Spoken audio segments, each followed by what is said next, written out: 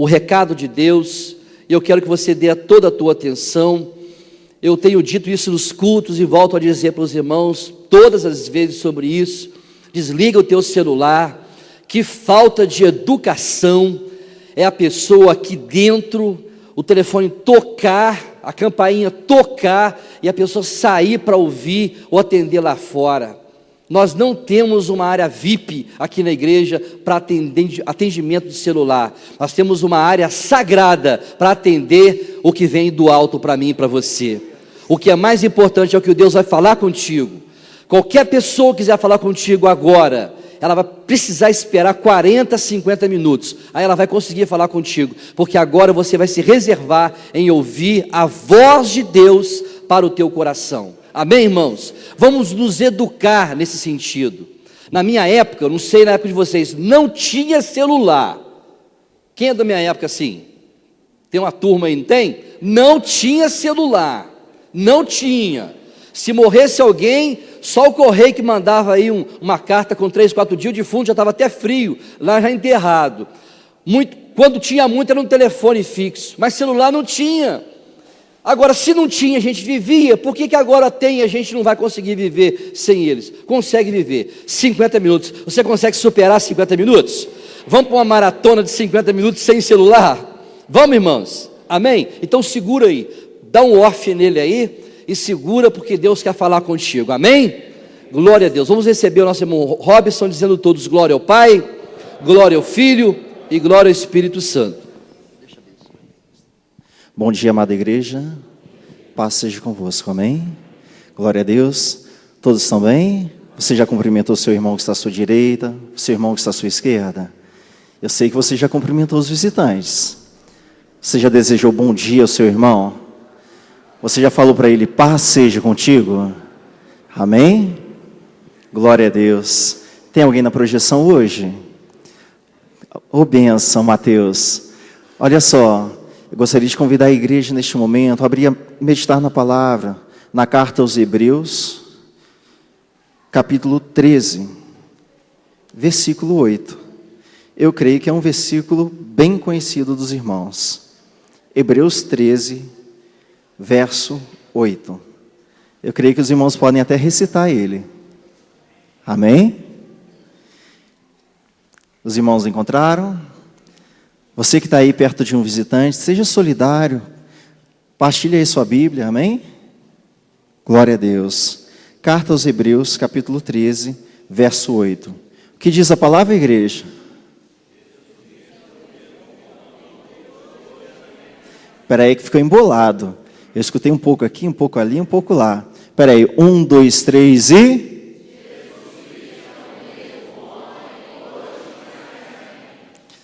Amém.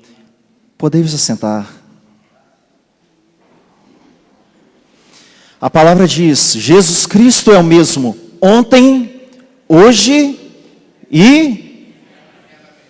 A palavra porventura diz, Jesus Cristo era somente? Jesus Cristo foi. Vamos usar uma palavra bem boa do português, um verbo bem bom do português. Jesus Cristo foi. É isso que a Bíblia diz? Jesus Cristo está sendo. É isso que a Bíblia diz? Jesus Cristo vai ser. É isso que a Bíblia diz? Vamos voltar um pouquinho lá no Antigo Testamento. Quando Moisés foi ter diante de Faraó, como o Senhor mandou anunciar diante de Faraó o seu nome? Diga a ele o eu sou o que sou. Então vamos traduzir essa palavra de Hebreus 13:8. Jesus Cristo é. Seja ontem, hoje ou eterna. Se uma pessoa é, normalmente a gente avalia a pessoa por fases na vida. Fala assim, não, ainda é criança, ainda pensa como criança. Não, agora é adolescente, pensa como adolescente. Não, agora é adulto. Agora ele pensa como um adulto, certo? Ou estou equivocado? Você trata um adulto da mesma forma que trata uma criança? Idêntico, 100%? Não. Mas você sabe a forma de tratar um adulto, não sabe? Porque você sabe, ele é um adulto. Então vamos refletir aqui. Como nós temos tratado a palavra de Deus? Como nós temos tratado o nome Jesus Cristo? Jesus Cristo foi quem te resgatou das trevas e te trouxe para a luz? Quem te libertou dos vícios? Jesus Cristo está sendo quem cuida de você hoje? Ou Jesus Cristo será para você alguém muito importante, porque algo bom vai acontecer na sua vida? Que interpretação nós temos feito desta palavra sobre a nossa vida? O que Jesus tem sido para você? Uma coisa é certa, se Jesus Cristo é, o seu caráter é imutável. Você refletiu isso?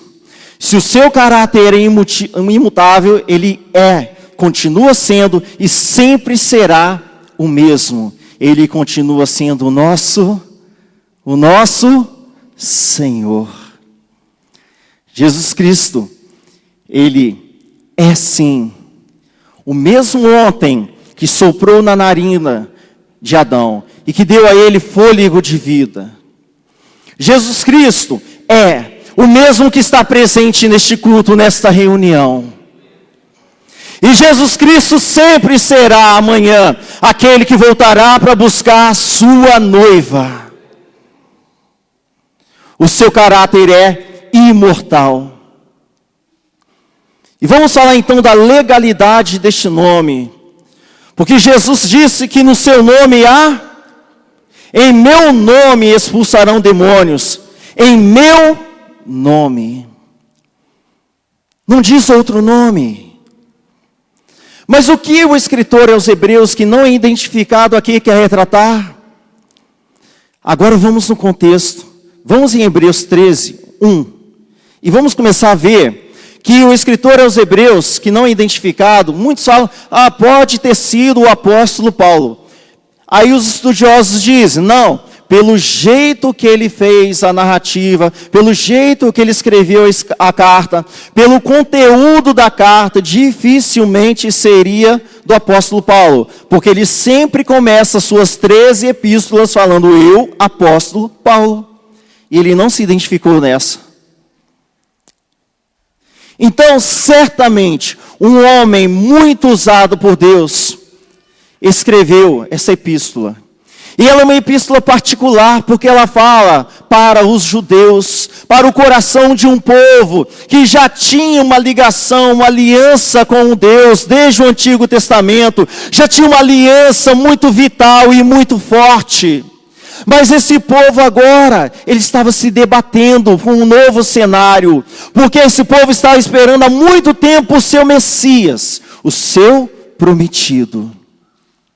E agora Jesus vem. E falando em Jesus vem, a maior obra missionária de todos os tempos. Foi, é e continua sendo através do nome do nosso Senhor Jesus Cristo. Porque Deus enviou o seu Filho amado, o seu Filho único, unigênito, para todos nós. Estávamos perdidos, que estávamos fora do rebanho, que estávamos literalmente atordoados pelos enganos do mundo. Mas Deus, com o seu muitíssimo amor, enviou o seu Filho. Só que os judeus, ou vamos dizer agora, os hebreus, eles estavam se debatendo. E agora, o que eu faço? Eu sigo as leis do Antigo Testamento, eu vou ser judaizante, e guardo um pouco do Novo Testamento, ou eu continuo no Antigo Testamento só, e simplesmente admiro o novo, ou eu só vivo o novo. O que eu faço na minha vida? Eu sou acostumado a cerimoniais, a ritos, eu estou acostumado à circuncisão, eu sou acostumado a ter um templo, um tabernáculo onde eu possa adorar a Deus, e agora Jesus veio e não deixou nenhum tabernáculo. Ô igreja, Coloque sua mãozinha assim no peito, assim, ó, e fala assim: o tabernáculo sou eu. O que o povo não entendia é que Deus queria desde o princípio estar próximo deles. E o mais próximo que Deus sempre quis estar é no coração do seu povo. Mas aquele povo que queria, ele carecia de ver uma manifestação visível de Deus. A gente critica Tomé, mas o povo de Israel no Antigo Testamento foi a mesma coisa. Ele queria uma liderança que ele podia ver, por isso ele falou assim: traz-nos um rei. E tiveram reis, tiveram Saul, tiveram Davi, tiveram outros reis.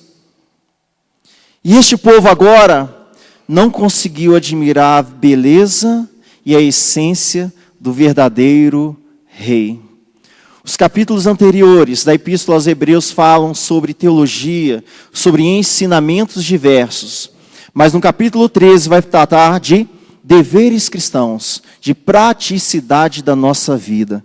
Verso 1 diz, amém? Continuem na amizade fraterna. A sua tradução é outra, não é? Qual que é a sua tradução? Seja constante o amor. O que é ser fraterno? Ser fraterno é simplesmente ser colega? É ser amigo? O que é ser fraterno? Ser fraterno é tratar alguém como próximo, como pertencente à sua família. Somos todos do mesmo arraial, somos todos da mesma família, somos todos filhos de Deus. Você pode dar glória a Deus por isso?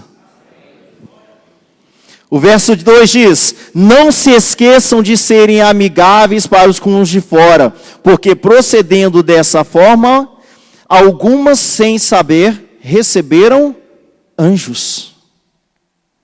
Como assim? Para pensar no Antigo Testamento. Estava lá Abraão, nos carvalhais de Mamre, ou Abrão, simplesmente falando. E ele estava lá nos carvalhais de Mamre, com a sua tenda já farto em dias, já idoso. E aparecem 3 anjos à porta da sua tenda. O que Abraão fez? Ele cutucou Sara e falou: Sara, vai lá e prepara 3 medidas de farinha e assa bolos. O que Abraão estava sendo? Hospitaleiro. Sem saber que eram anjos. Qual era o costume daquela época? Diferente dos dias de hoje, onde a insegurança ronda tremendamente. Onde simplesmente você não pode nem julgar simplesmente uma pessoa pelas vestes. Porque simplesmente, se você falar se uma pessoa está bem ou mal vestida, isso não quer dizer nada sobre o caráter dela. Mas naquela época, as vestes de uma pessoa indicavam muito, indicavam quantos quilômetros ela já rodou. Indicava o que ela fazia da vida, se ela cuidava de rebanho, de tendas, se ela simplesmente cultivava no campo. As vestes contavam muito, mas a aparência daqueles anjos eram aparências de homem. Abraão não precisou esperar Deus mandar eles com 2 asas, 4 asas, assim, oxalá, ó meu pai, que coisa boa, eu tanto queria isso e agora o Senhor enviou anjo. É claro que eu vou tratar bem o anjo, eu estou vendo que é anjo, eu vou tratar bem. Meditação, nós tratamos bem quem Deus coloca no nosso caminho? Nós acolhemos bem quem Deus envia? Nós, enquanto igreja missionária, temos acolhido aqueles que se achegam à casa de Deus? Nós, como filhos de Deus, temos tratado fraternalmente e de forma hospitaleira as pessoas que se achegam a nós buscando o Evangelho, a palavra de Deus? Próximo versículo diz: lembre-se do que estão sendo maltratados na prisão, como se vocês estivessem lá com eles e fossem pessoalmente torturados. O que o escritor falava aos cristãos? Lembre-se, muitos neste momento estão sendo perseguidos por esse evangelho. Muitos neste momento estão trancados ou trancafiados em prisões. E as prisões eram as mais diversas. As melhores prisões, com certeza, eram aquelas tipo que o apóstolo Paulo uma vez gozou estando em Roma, porque ele era cidadão romano. Então ele ficou em uma casa com um guarda próximo a ele, todos os dias. Mas nem sempre eram assim as prisões. O mesmo apóstolo Paulo esteve atado em prisões, ele esteve preso em ferrolhos, ele esteve em lugares quentes e úmidos, lugares onde a alimentação era da pior qualidade. Não se comparam as prisões de hoje em dia, porque normalmente nas prisões de antigamente as pessoas já eram recebidas e torturadas. A última coisa que se pensava é, e a alimentação do preso? E como é que ele está?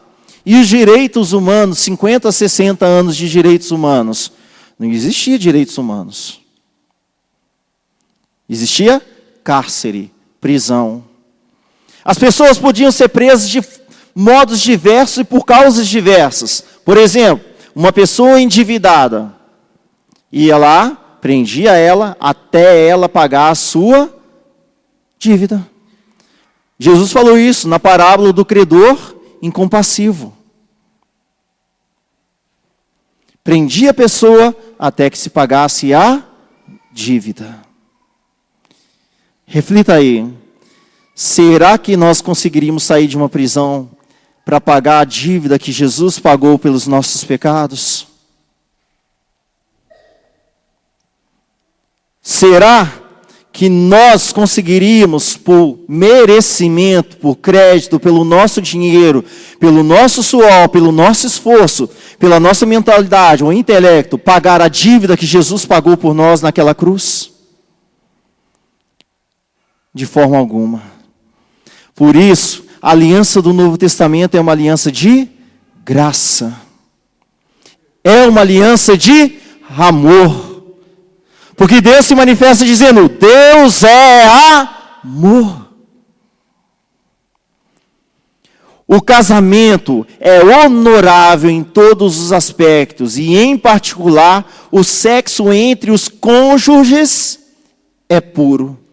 Deus, sem sombra de dúvida, punirá fornicadores e adúlteros. Não me cabe entrar nos detalhes que vocês normalmente recebem nos encontros de casais.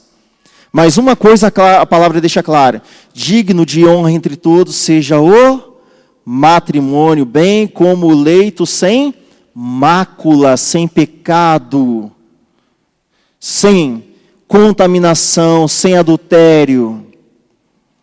E um aspecto muito interessante do casamento é que naquela sociedade, onde o escritor dos Hebreus deixa aqui a narrativa, o casamento era um acordo, muitas vezes firmado entre pais, como forma de garantir a herança. Se você está ligado na palavra, você vai entender que o teu casamento, ó noiva do Cordeiro, foi firmado pelo Pai Celestial, para que você seja co-herdeiro em todas as coisas, em Cristo Jesus. Você está ligado? Você pode dizer glória a Deus? Se você não entendeu, significa que o seu casamento agora, como igreja de Cristo, tem uma garantia vitalícia, uma herança, porque o próprio Deus selou este casamento. Naquela sociedade, os casamentos eram vistos e feitos de forma a preservar a herança de uma família. Também, muitas vezes, os casamentos aconteciam mesmo por gosto, por namoro, ou simplesmente enamorar. Porque namoro, como nós temos nos dias de hoje, não tinha na Bíblia. Só para vocês terem ideia, o mais próximo que você tem da palavra casamento é somente o que a Bíblia fala como noivado. Vamos fazer um minuto aqui. Noivado nos tempos da Bíblia. E o que Deus aplica para nós. O noivado, assim que uma mulher e um homem se tornavam noivos, era como se eles estivessem aliançados já no casamento.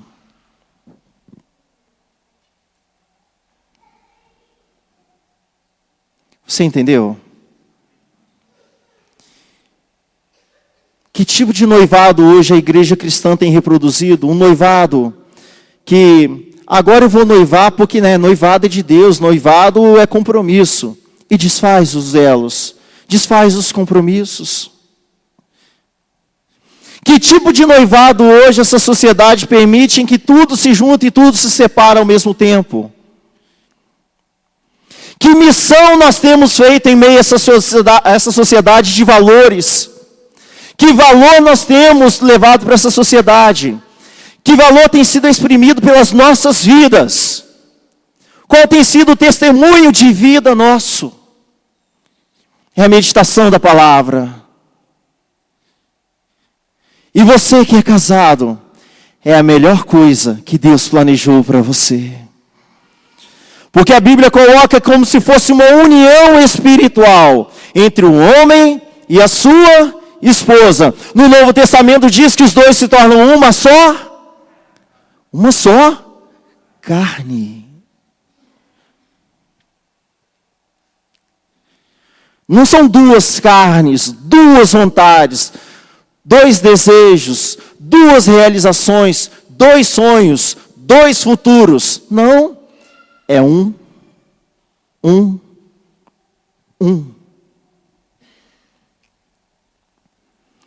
Mantenha sua vida livre do amor ao dinheiro.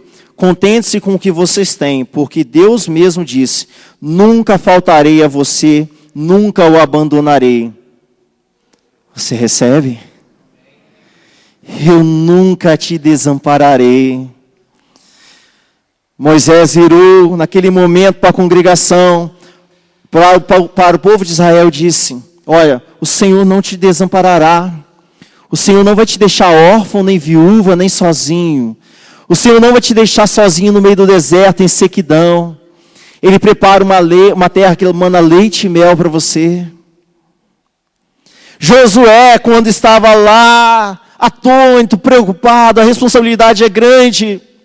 Como é que eu faço para substituir Moisés? Deus falou: ser forte. Sou contigo. Ser forte. Ser forte. E se você acha que eu estou repetindo, leia Josué 1 e você vai ver que Deus repetiu algumas vezes para Josué. Deus encorajou o próprio Josué e falou assim: vai, eu sou contigo. O que te impede a levar o nome de Jesus através da sua vida? O que nos impede, igreja, a investir no Evangelho, a ser a igreja de Deus? Alguma coisa te impede? Alguma pessoa? Algum reino? Alguma lei? Porque tem pessoas neste exato momento, são mais de 30, 40, 70, 300, 400 mil, são milhões, sendo perseguidos por este nome. E eles não têm o momento de paz que nós estamos tendo de poder anunciar com portas abertas o nome do Senhor Jesus. Eles têm que se esconder dos amigos porque deduram, da família porque vai dedurar, vai perseguir, vai prender se não converter a sua religião. E não é só no mundo islâmico, como aqui está bem representado os países que são islâmicos, mas em todas as outras sociedades também há uma grande resistência ao nome do Senhor Jesus. Será que a resistência do seu pai, filho, de você ter Jesus como seu Salvador, é suficiente para te afastar desse amor? Igreja, tem alguma prisão que vai te separar deste amor? A Bíblia também te fala: tem algum dinheiro que vai te separar deste amor? Vai ser o dinheiro? Vai ser o pecado? Vai ser a largura? Vai ser a altura? A profundidade? Vai ser uma extensão continental de coisas desse tipo? Não. Nada vai te separar do amor de Deus. Você só precisa usar uma palavra que Ele te deixa como instrumento, chamada fé. Deus só quer que a gente use essa palavra, fé. Tenha fé. Diz assim, o Senhor é o meu auxílio, não temerei o que pode me fazer o ser humano. Salmo 118, versículo 6. O escritor aos Hebreus usou esse texto. E lá no texto de Salmo 118, versículo 6, continua falando: e se os meus inimigos vierem como enxame de abelhas para cima de mim, vão ser queimados como o espinheiro no meio do fogo. Puf, passou. E se meu adversário vier contra mim, por 7 caminhos vai ter que fugir. E se levantar alguma coisa contra mim, porventura teve alguma provação que não fosse maior do que você não pudesse suportar? Porventura Deus vai deixar que se produza uma tribulação, uma provação maior do que você possa suportar? Não. Porque se fosse por isso, Deus enviaria qualquer outro grande servo para a cruz. Um Daniel, um José, um Moisés. Foi Moisés que foi para a cruz? Foi Daniel? Foi o apóstolo Paulo que foi para a cruz. Quem é que foi para a cruz? Quem é que poderia sofrer e suportar aquela dor? O próprio Jesus, Filho de Deus. 100% Deus e 100% homem. Ele sofreu tudo aquilo. A palavra ainda diz: lembre-se dos seus líderes, daqueles que lhe transmitiram a mensagem de Deus. Reflitam sobre o resultado do estilo de vida deles, dos seus líderes, e imitem sua confiança. Vai desanimar? Vai desanimar? Jesus Cristo é o mesmo ontem, hoje e será sempre. Amém? Não se deixem levar pelos diversos ensinos estranhos. É bom para o coração ser fortalecido pela graça e não por comida. As pessoas que fazem dessas coisas o centro de sua vida não têm se beneficiado delas. Cristo não te chamou para passar fome, mas Cristo te chamou para jejuar, para você saber separar o que a sua carne pode muito bem produzir de efeito e falar assim: carne, a partir de hoje não é você que manda em mim, não. É o meu Senhor, o meu Salvador, é o Espírito Santo. Diz mais: nós temos um altar do qual aqueles que servem na tenda não têm permissão de comer. Pois o sacerdote leva o sangue de animais até o lugar especialmente sagrado, como oferta pelo pecado, mas os corpos dos animais são queimados fora do acampamento.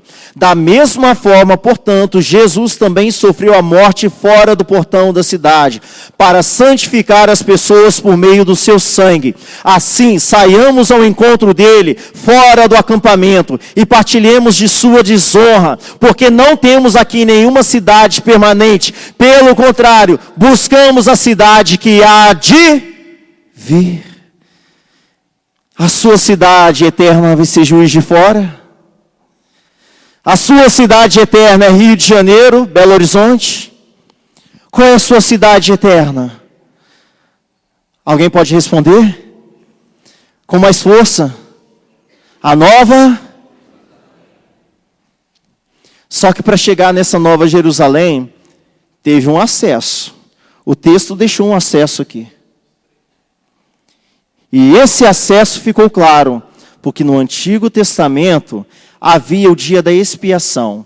Lá no 10º dia do 7º mês, o sumo sacerdote ele poderia chegar no santo lugar, pegar do sangue lá da oferta do novilho, do bode, aspergir 7 vezes com o dedinho o sangue, chegar lá no santíssimo lugar, no santo dos santos, onde ficava a arca da aliança, que era literalmente separado por um véu muito denso, muito grosso, que Jesus rasgou, e aspergir 7 vezes sobre o propiciatório lá, que significava: Senhor, perdoa as nossas transgressões. E enviava um bode, um novilho ao deserto. E esse bode enviado, ele tinha que ser fora do arraial. O que era o arraial? Você tinha um tabernáculo, uma estrutura móvel no deserto. E você tinha as 12 tribos no entorno. Esse novilho, ele tinha que ser soltado daqui do tabernáculo para o deserto, vivo. E aquele que morreu lá, que aspergiu o sangue, vai tirar de lá do tabernáculo. Espera aí. não é no santo lugar, não é no santíssimo, vai ser queimado. Essa carne tem que ser queimada. Você está entendendo o que nós estamos falando? A carnalidade do servo de Deus tem que ser queimada, porque há um sangue sobre as nossas vidas, e um nome sobre todo nome, Jesus Cristo, nosso Senhor. E aquele novilho, ele era enviado para o deserto vivo. Jesus foi chicoteado, ele foi torturado, ele foi açoitado, ainda dentro do arraial, na cidade santa Jerusalém, como era conhecida e é conhecida como cidade santa até os dias de hoje. E Jesus foi carregando a sua cruz até fora do arraial, até fora de Jerusalém, até o Gólgota, o Monte das Caveiras, para lá ser o quê? Crucificado. Ele carregou todo o seu corpo vivo e ainda suportou um tronco imenso, as nossas dores. E foi fora desse arraial que Deus perdoou e Deus esqueceu o pecado. O novilho sair do arraial significa: eu estou esquecendo do pecado de vocês, porque esse novilho vai carregar todo o pecado, e quando ele falecer, literalmente significa: está extinto a dívida que vocês têm comigo. Está expiada, está paga essa dívida. E Jesus pagou essa dívida por mim e por você, igreja. Você pode ser grato a Deus por isso. Você pode dizer que seja exaltado, seja louvado, seja glorificado o nome dEle. E nós só sabemos uma coisa por isso, pastor Roberto, porque nós devemos orar pelos nossos líderes. Sabe por quê? Porque nossos próprios líderes dizem, conforme confirma em Hebreus aí, ó, continuem orando por nós, porque estamos certos de ter a consciência limpa e desejamos nos conduzir de forma apropriada em tudo o que fazemos. Vou repetir. Continuem, igreja, continuem o quê? Orando. Por quem? Por nós, líderes, porque estamos certos de ter a consciência suja. Consciência o quê? Limpa. E desejamos nos conduzir da forma o quê? Apropriada em tudo o que fizemos ou fizermos. Você está disposto a ser como seus líderes? A imitar o exemplo? Põe-se de pé. Gostaria de convidar o ministério de louvor.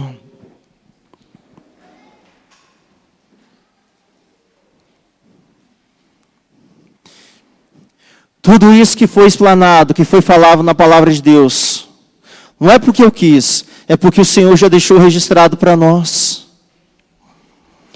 Você é noiva do Cordeiro, amém? Você faz parte deste arraial e deste povo, que o sangue maravilhoso de Jesus foi derramado, para que aqui nós tivéssemos acesso a todas as coisas que Ele tem produzido em nós. A cada legalidade, há uma aplicação espiritual. Seja fiel no seu noivado, seja fiel no seu casamento, seja fiel com os seus líderes, seja fiel com as autoridades, seja observante da palavra e da doutrina. Não deixe de orar por aqueles que são perseguidos por este nome, porque eles fazem parte deste mesmo corpo, chamado Igreja do Deus Vivo.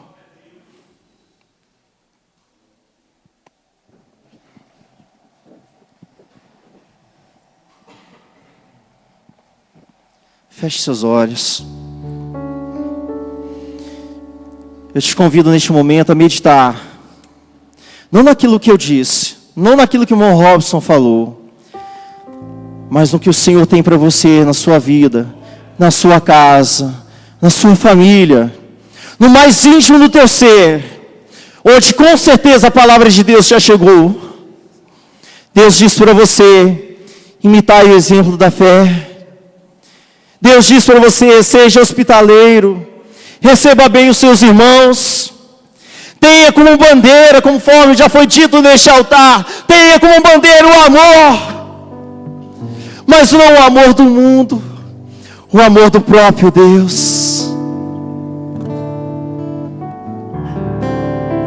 Permita que o Senhor fale contigo.